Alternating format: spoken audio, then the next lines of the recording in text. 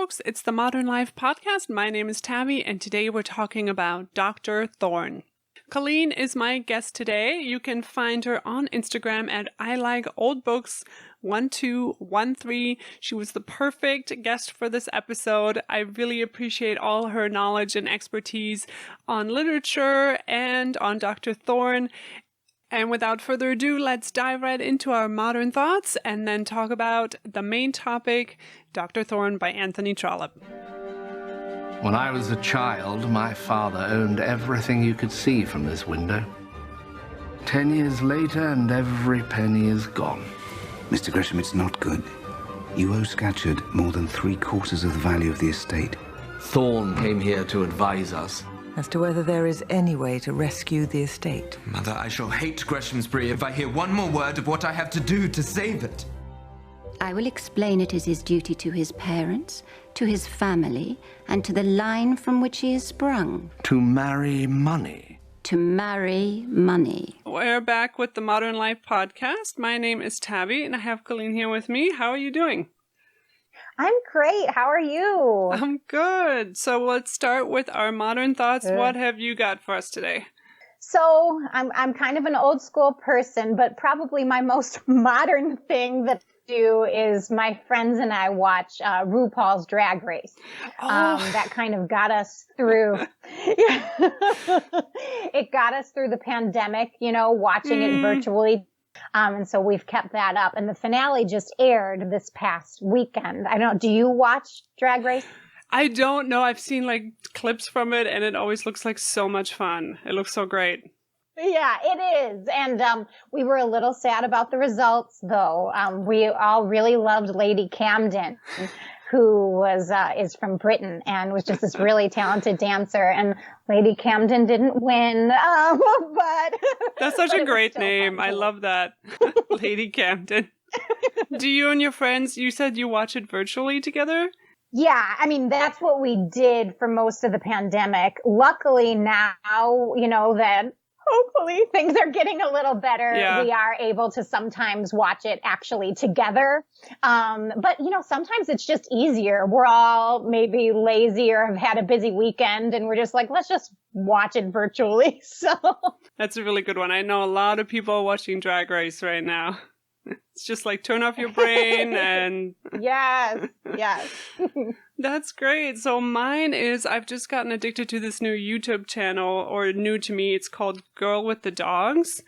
And all it is this woman recording herself grooming dogs and cats at her business. And it's... Oh my gosh.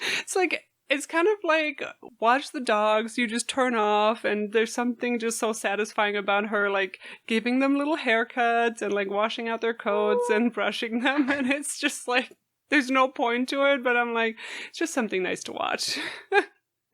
That's so cute. And she has all these little, facts about dogs and cats, and I'm I don't know why I needed to know that, but now I do. I love it. I'll have to check that out. Yeah, so anyways, I think that's it for the modern thoughts. We'll go into talking about Dr. Thorne, and I'm just going to give a really brief summary. So it is a 1858 novel by Anthony Trollope, and it is book 3 in the Barsetshire series. I don't ever know how to say that. Barsetshire. I'm saying it wrong.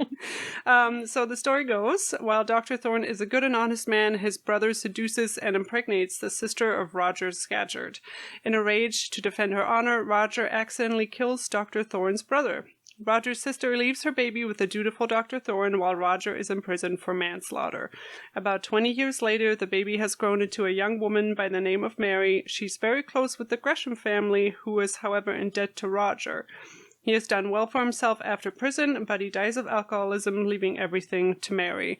The Gresham's son, Frank, has fallen in love with her, yet his mother forbids the match, not knowing that she's an heiress. Frank is to marry money to save Greshamsbury. After many ups and downs, in the end, of course, all comes right. The couple's united, and Mary's money saves the estate. That's kind of the gist of it, leaving out a lot of characters and things that happen. And I realized going over my notes that I first read this book. That was good. I first read this book like 6 years ago. It's been a while, and I was wondering, what was your entrance into like Trollope? Because for me, this was the first book I read by him. Okay, so I was an English major in college, and I liked them, but I was very distracted by like the Brontes and George Eliot. And so, I didn't give him as much thought, and I did kind of put him to the side for years and years until last year on Instagram, I joined a group that was reading the Barchester series. And so last year I read through the entire Barchester series, including Dr. Thorne, obviously. And that's really what just like made me fall in love with Trollope. This series, Dr. Thorne was actually kind of the turning point for me, because the first two books I really liked. They were fun. And in Dr. Thorne, I started out kind of grumpy about it because it didn't have the same characters as the previous books. And I was kind of like, oh no. But then I just became fascinated by the techniques that Trollope was using in the book. And the way he lays out all the faults of his characters clearly. Like there's no, oh, this is the ideal woman, this is the ideal man. No, he lays it out, but he also never villainizes anyone. And see the characters as full people rather than caricatures or stereotypes. And I mean, when I finished Dr. Thorne, my mind was just blown. I was on this like high because I just couldn't believe the things that he did, and I loved it so much. And that just is how I felt about the whole rest of the series. I loved it so much. And so now he's one of my favorite writers. It just took me 20 years to figure it out. I love that. I love what you said too about the characters and how they all feel very real. And the series this time around, watching it by Julian Fellows, I noticed that I really felt for Frank's mom, Lady Arabella. And when I first was like getting into the story, I thought she was so mean. She's trying to keep Frank and Mary, apart. But now it's like, well, she's kind of in a tough position. She's responsible for her husband's money troubles, and she can't really rely on him as a partner. Like that puts a lot of pressure on her. And just when she also tells her daughter Beatrice not to use her fiance's Christian name, there's this one little scene in there, and it's just another scene of like, oh, mom is so annoying, blah, blah, blah. And this time I'm like, I don't know, like Lady Arabella has like a lot of responsibility and like 3 children she has to look out for. No, I totally agree with that. And that's why I love about this book is you can't really just put the blame on any one person and see one person as the bad guy or gal. Yeah. Did you like the show at all? Did you think it did justice? I did. I did. I think it does simplify some things, for the characters, you get a lot more depth to them. And also Dr. Thorne, in the book, you see how sometimes his pride really gets in his way. That's true. He's a little bit more flawed. Yeah, he's a little more flawed than I think they, let him be in the book, in the movie. So, in some ways it's simplified, but I really liked the casting of the miniseries. I was really happy with the way it was cast, and that definitely made me overall pleased with the series. So. Yeah, I would agree with that. I think one of the most fun castings is, what's her name? Martha Dunstable, the rich heiress from America with the Oil of Lebanon. Yes. I thought she did such a great job. I forget the actress's name now. I think it's Allison Brie. Yes. And, in the book, I don't think she's American, unless I'm forgetting something.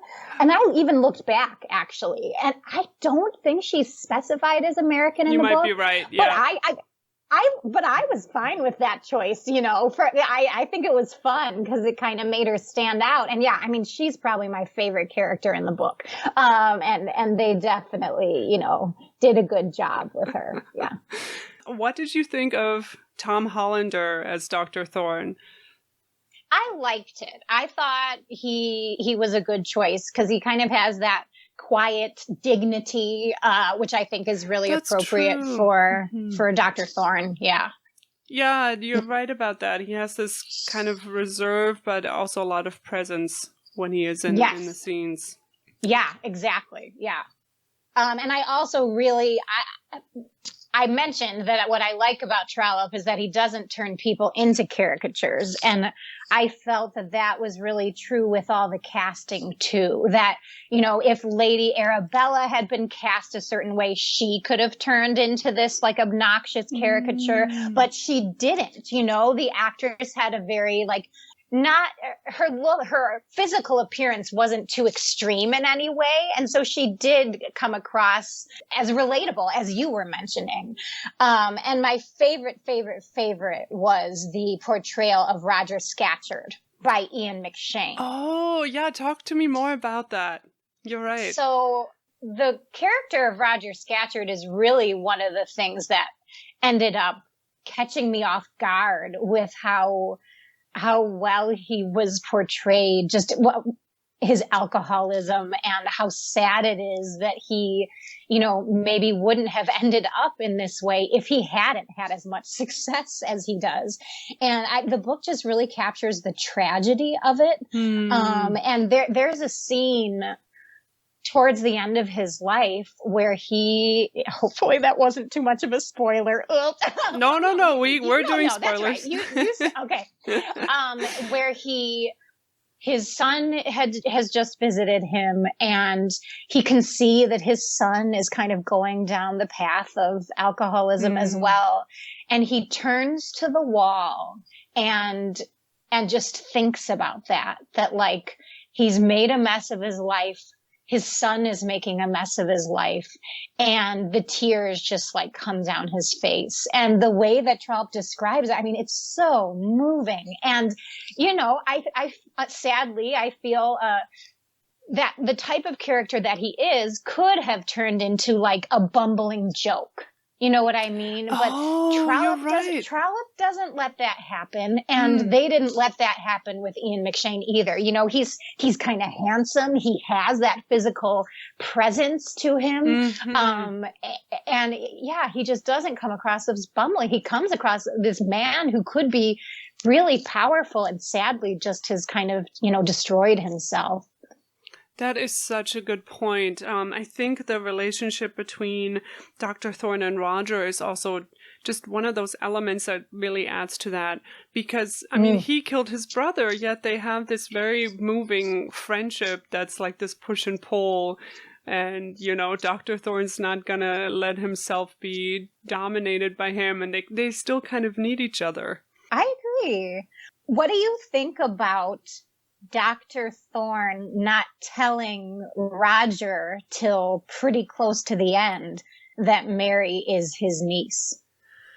I think we can see why he did that, right? Even if we don't necessarily agree with it, it would have really changed Mary's life to have that connection, especially because Roger doesn't seem to be that well. You know, it's one of those things that I still haven't stopped thinking about it. Like a year after reading the book, you know, feeling like, well, it wasn't fair that he, you know, kept Roger from somebody, you know, he could have loved in his life. Like maybe I see that side.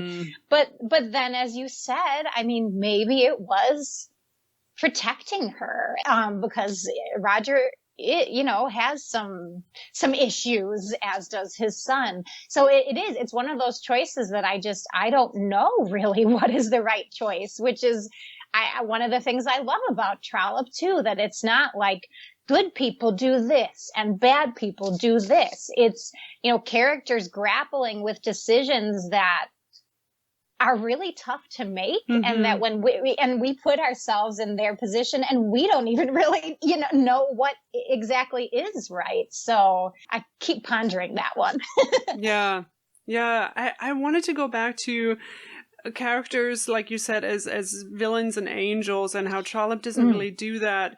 I think the character that comes closest to that is Mary, and I'm kind of conflicted about her because she seems to be confined by her function as this dutiful daughter. Like, we have to show that Thorne could not have raised anyone else but someone who is this nice, and because her birth is also questionable, I wonder if her behavior has to be kind of more immaculate for the Victorian audience to root for her and cheer for her? Or maybe I'm totally off the mark, but I'm just curious about how readers would have seen her at the time. Sure. And I really feel too with that I agree that in the film version, that really is how she's portrayed. Like she has more of this angel type quality and perfect. And I really felt that in the book. I feel like there's this spirit of independence, and moral strength that isn't completely captured in the film. You're right. And I actually have a quotation that I thought I might share, just to kind of show, like, I feel like she has this spirit in her that's just kind of, to me, mind blowing that Trollope was creating female characters like this. But it's when Lady Arabella and her sister go to Mary at her house and tell her, she needs to give up Frank because she has nothing to give in return. Mm-hmm. So Mary thinks to herself, was it in fact true that she had nothing to give? Her maiden love, her feminine pride, her very life and spirit and being. Were these things nothing? Were they to be weighed against pounds sterling per annum? And when so weighed, were they ever to kick the beam like feathers? I love the way that she's thinking about that, this marriage market where money is supposedly everything. Well, what about myself? Who I am, my entire life. Isn't that worth something too? And it's moments like that, where she just seems so ahead of her time that I didn't really get that as much in the miniseries. Oh, you had the perfect quote for my question. I love that. There is a moment in the very beginning when Frank and Mary, when we first see them together on screen, where Frank tries to flirt with her. It's obvious these two people love each other. And Mary says to Frank, I know that you're young. And Frank says, I'm older than you. And Mary says, but I'm a woman. I love that line too. Yes. Oh, it's so good. So good. And that actually gets to one of my beliefs about Trollope that I noticed in the Barchester series, and I've continued to see in the Palliser series that I'm reading this year, is that he has this type of young man that he loves to portray. And I call the young man the goon, who is just this goof, who is clearly less mature than the female characters, as in what you just said. And he just he's nice and he's handsome and he's well-meaning, but he also just has no idea what he's doing. And he gets into all sorts of scrapes, and he has a little problem with not being able to avoid flirting with women. And they kind of softened Frank a little bit in the film. They made him much more the romantic hero and all that. But in the book, you see he flirts pretty severely with Patience Oriel, the vicar's sister, and gets into, he says some things that a man who's in love with someone else probably wouldn't say. And with Miss Dunstable too, in the book, he actually proposes to her, and she's just like, what are you doing? Yeah. So I don't know. I thought it was interesting but the book really does support that idea that the women are just these moral strengths, but the young whippersnappers, the young men, they have a lot of growth that needs to happen. It's interesting because in the book, I did not really like Frank. I wanted Mary to stop wasting her time. And I think that is a change that needs to occur in the series for us to root for them as a couple. Right. Yeah, I agree. And my favorite quote from the book that I wrote, I went back to my notes from 6 years ago when I read this. But it's when Trollope writes, so the book starts out with his birthday party, and Trollope says later on in the book, Frank had become legally of age, legally a man, when he was 21. Nature, it seems, had postponed the ceremony till he was 22. Nature often does postpone the ceremony even to a much later age, sometimes altogether forgets to accomplish it. Just this, like, idea of these, like, man-children back in Victorian days. It's like, oh, there's always been that guy. Yes. Oh, and this is what I come up with, this phrase, this hashtag Trollope truth bombs, where he just like lays out like those zingers like that. And oh my gosh, that is one of them. Just since we're still talking about Frank, I was wondering what you also thought of the change of him not beating up the ex-fiance of Augusta. Because in the book, he starts whipping him outside the club. Yes. I was devastated. Really? I was devastated that scene was not in there. That is one of my favorite scenes in the book. Really? I think it's so violent. Just laughing hysterically. Oh my gosh. I know. I mean, and as you said, they needed to make him, they softened him up because we need to root for him. And they did that. But oh my gosh, the way Trollope portrays it in the book is just so hilarious. He takes this like mock epic tone and is like, Moffat, there was no one there to save thee from thy doom. And just makes it like so ridiculous. And I just could picture them, just acting like complete goons, as I said, and fools, and just, oh, it's so funny. I was so sad that they took that out. It shocked me, honestly, when I read the book. I was like, dang, Frank, like this guy's not, because it's not like honorable either. They kind of gang up on him. It's not like they have equal weapons or anything like that. It's just right. And he says he's only going to hit him 5 or 6 times, but then he just keeps going. So yeah, it is. But there's quite a few scenes like that in some of the Trollope books that I've read, where like a guy just kind of wallops on another guy. And the thing is it's never portrayed in like this noble, manly light. And they just both end up kind of looking like idiots. That's good to know. I hadn't thought about it in that way, how maybe Trollope is trying to say something. Because man children at work. I do think it's interesting that he does so much work on Frank to make him more likable, yet Augusta, Julian Fellows can't really bring himself to give her that same treatment. Are you familiar with Downton Abbey at all? Like, did you watch it? Yes, I did. So Julian Fellows famously said there's people who just always get the short end. They just have bad luck. And that's how he wrote Edith. Something bad always happens to Edith, and he gets kind of the satisfaction out of writing that.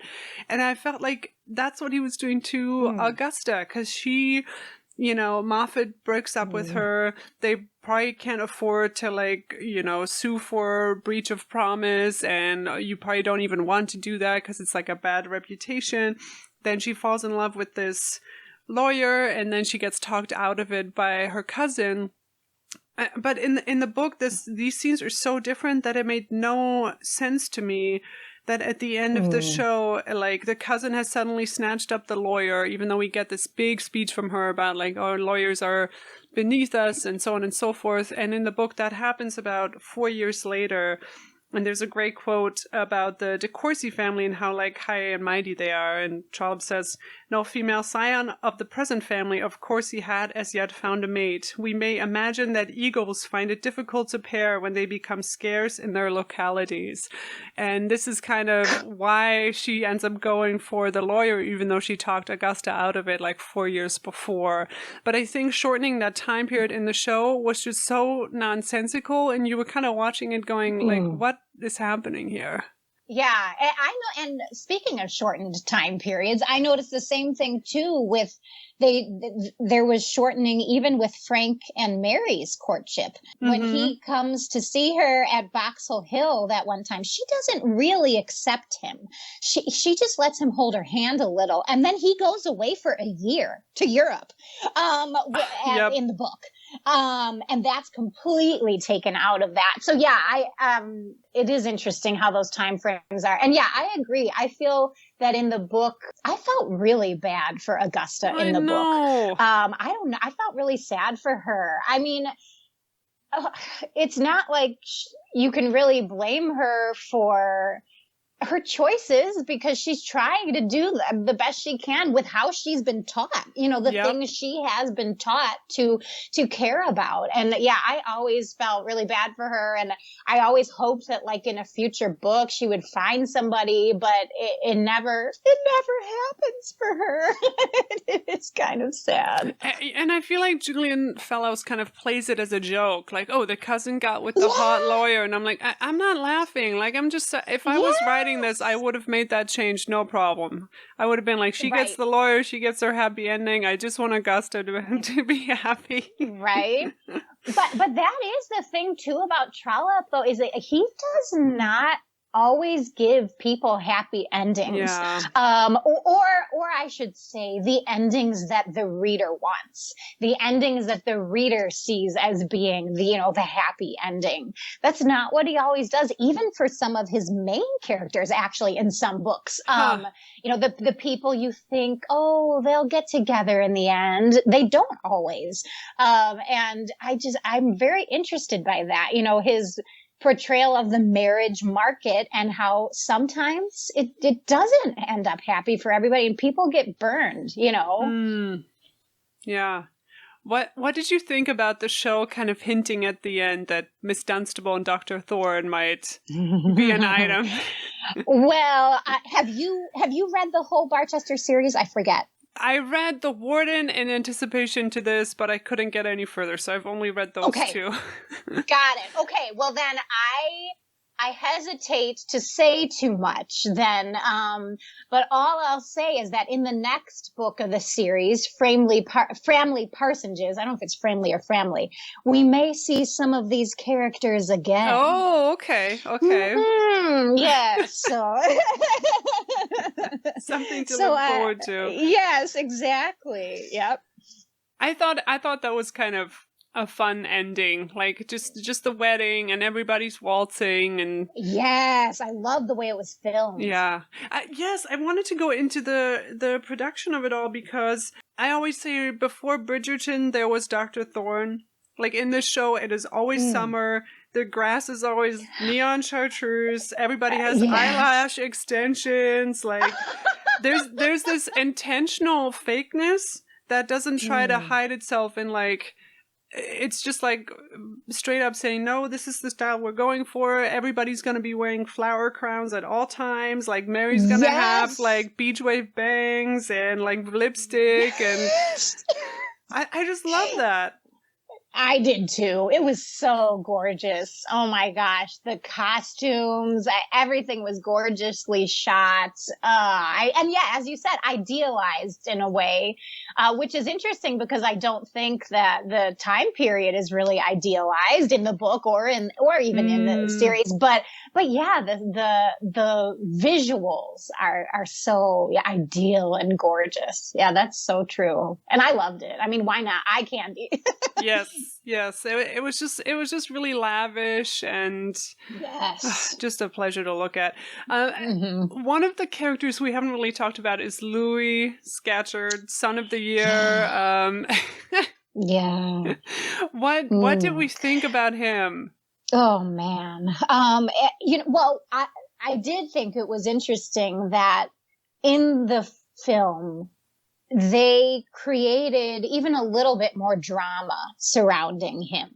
First of all, there were a couple scenes with him and Mary where you're almost scared of him, and what he's going to do. And he has this, threatening presence to him that didn't completely come across in the book quite as much.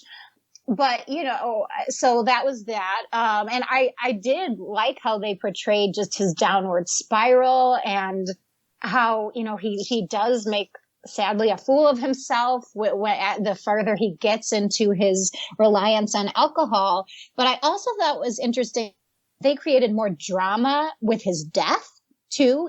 There's this horse riding accident. In the book, he doesn't have an accident. He just, drinks himself to death, basically, and just to the point where he's ill.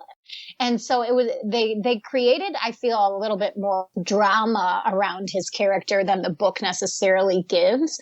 But I could understand that, that's a little bit more interesting for the television viewer. So not as subtle maybe as the book might make it. But I thought it worked. And I even though he scared me a little bit, I do also see him as a very tragic character. Yeah, because I think it would have been a little too repetitive, maybe, to have the dad and the son both die the same way and the same way. Show. Good point. Yeah, that's a really good point. I think you're right that there was also a lot more drama about the servant, who was really kind of scary. Like the manservant that he has. Because he, like Dr. Thorne comes home with a drunk Louis. They just went to Greshamsbury. Everything kind of went horribly. And then the servants hint at something really horrible happening, and rewatching it I was like, oh my god, was there like a sexual assault or like, and they don't go into it into the show, and then in the book it's much more humorous and cleared up, and that's true. The cook, I wrote it here, why sir, said Janet, the poor girl was so put about that she did give him one touch across the face with the rolling pin. So it's just like this fun scene, but I in the show it was like kind of scary and sinister. Yeah, I agree. And I guess that maybe goes more towards the show being a little bit more with ideals, with the good people being a little more idealized, and the people, I don't even want to say bad people or villains, because I don't think that is what Trollope makes them. But, the people who maybe have several flaws being even just a couple steps more disturbing, more darker than the book. One of my other quotes that I had written down from the show, it's when Frank speaks to Miss Dunstable and he says he's conflicted about his duty. She says, your duty should be to your queen and your god, not to keeping your family in luxury. And I think that's a really good reminder that where he's getting an education, he could be getting a job. Like, them losing the estate wouldn't suddenly mean they have to like beg for money. But to them, when you've been so up high, like it's such a fall, when really I think this quote kind of brings you back down to earth, and it's like, these are kind of in a way just rich people problems. Yes, totally. And in the book especially, like, Miss Dunstable really does become, a good friend to Frank and really kind of a moral guide to him. Like in that quotation you just gave, she is the one kind of reminding him, like, think about what really matters and what really makes a good person. And it's just so interesting that that's the character who is the one who gives him that advice that really nobody else in his life gives him. And, it is interesting that she's, like you said, the rich people problem idea. And yet, at the end of the book, the rich people problems are solved. Yeah. So tidily. Yeah. But it is interesting that maybe because of her extreme wealth, she knows how important it is to have somebody just love you for who you are and like cherish that you have this connection with Mary, because not everybody gets to form those relationships if you are only seen as like this cash cow the way she is. Yes, totally. I agree. And, her money came from, presumably, people in her family working really hard to get that money, and creating an empire, right? Whereas the old money of Frank's family, have they done anything, to deserve it or make it better? They've kind of done the opposite. And Frank is in a position where he doesn't really know how to make himself useful in the world yet. And he's been put into that position by this, old family money situation. Yeah, I think that's why his parents also really come into play. And you can really see that in the show as to how confused he is and what he has to do. And the dad having lost all this money, and he's kind of like a sad sack, yet he's also so kind and giving, and it kind of seems like good cop, bad cop, right? Where the mom is always put into this position of like, well, I can't be like the Disney dad all the time. Like, I have to give the kids like the tough love. And how does that influence the relationships between the children and their parents? Like, you can see that playing out in the modern day, even though this book is like over 100 years old. Yeah, that's true. And over again in a lot of Trollope stories and portrayals of marriages, the woman is the strong one and the man is the weak one. I mean, it does happen again and again, and strength can be good or bad, depending on what virtues you are looking for. But it is so often that the woman is the one that has the strength to try to keep things together. Again, whether that path is right or wrong is debatable, but, they're the one with the character or sometimes the integrity, whereas a lot of times the men are just weak in different ways, which I just think is so interesting. I think Trollope was, as you said, completely aware of this. They are allowed to be weak. They're allowed to gallivant about. They can commit a murder and then be like titled and have like a fortune, and it's frustrating.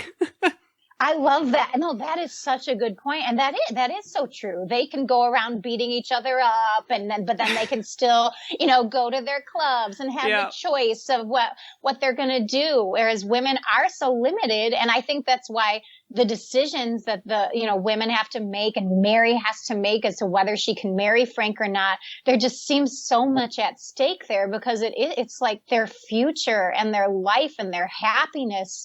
That's a lot that's at stake. And with women, it's heightened. And I think he really captures that. I agree. As I was watching this, I also was wondering if this works as a romance, because Frank and Mary spend very little time together, like in episode 1 and 2. They're apart, but I think that's done intentionally, and I think it also really works to draw out the tension. I think Julian Fellowes did a good job with it, because when Frank finally reappears, he says, "I'm too far in. My mother has asked me not to see Mary, and I've kept to that, but it has altered nothing." So I think we needed that time apart to really test their love and kind of have Frank prove himself and like to return. I think it worked in the series. I know Trollope has so many balls that he's juggling, and this isn't like a romance book per se, but no, I agree. And like you said, Frank needs a little bit of extra time to grow up. He does, and I think does that even more. But I agree. I think the tension was created in the series, and at the end I was like swooning, like, so. Me too. So,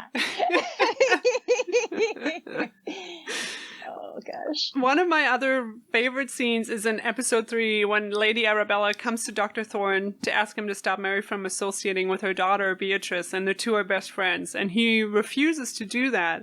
And she says, "Good day," and she storms off, but then she stops at the closed parlor door and waits for him to open it for her. To open the door! Just like her poise and stubbornness and outrage, but then also like, he's a gentleman, he's gonna open the door, and they're both just like not making eye contact. It's so brilliant and says so much about these two characters and who they are. Yes. And, I just giggled. was good.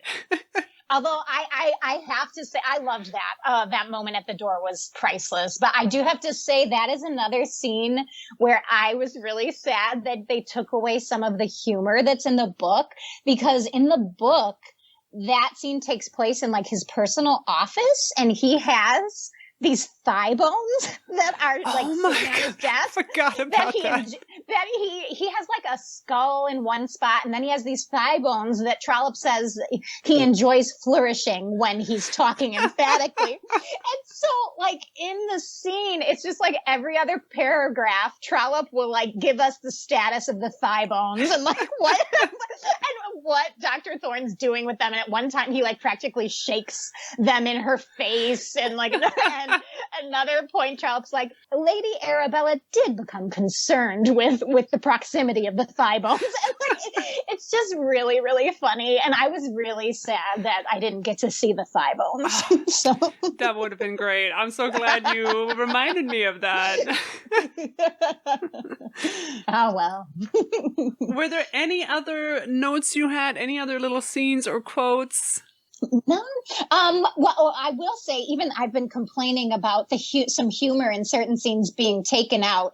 I did like the miniseries actually added some humor or ridiculousness at the end in the way that Mary was revealed to be an heiress, specifically to Lady Arabella. In the book, it's much quieter, but in the movie, we got that, scene where she's freaking out and her whole family is laughing at her. And so that was a lot of fun. I was like, all right, here's some humor. When Dr. Thorne's like, oh yes, Mary did break it off, and the mom is all relieved, and he's like, oh, it's too bad, she could have saved the estate, and then he walks out, and they're like, wait a minute. Yeah. That was pretty great. This is another really small note, but there's another doctor character in the book called Dr. Filgrave. It's like a classic Trollope name. And I think it was a good choice to leave him out and to kind of just like condense the story a little bit and keep it tight.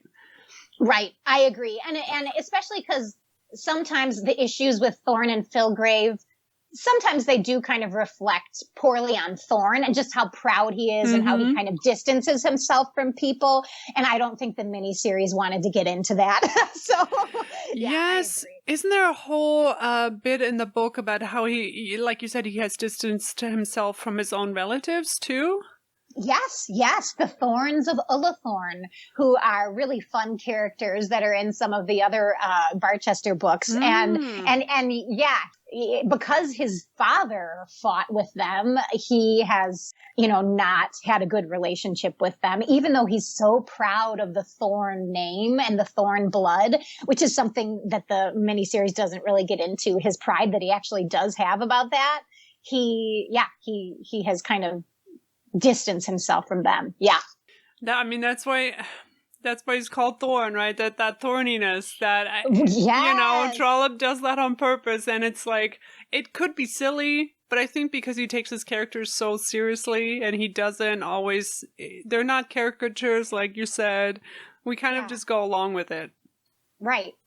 Yeah. And even sometimes, like, it took me a while to like Dr. Thorne and even to an extent Mary in the book because, of some of those things. But then you just start to, see, well, it's not like all of my prejudices are completely rational, Yeah. I mean, they are human. Yeah.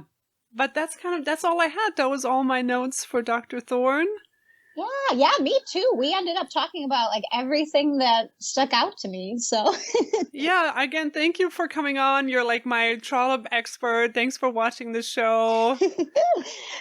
Thank you so much. It was so exciting for me to revisit it because I loved this book so much. And so it was so much fun to watch the miniseries and talk about it again. Where can people find you online? Where can they follow you? Sure. So really the main area is my Bookstagram account on Instagram. And on Instagram, I like old books 1213. And I talk about a lot of old books like, Trollope, but I work at a bookstore. So I do keep up on, more new releases as well. So there's a variety there. Nice. Perfect. Well, I really appreciate it. Thank you so much. Yes, thank you.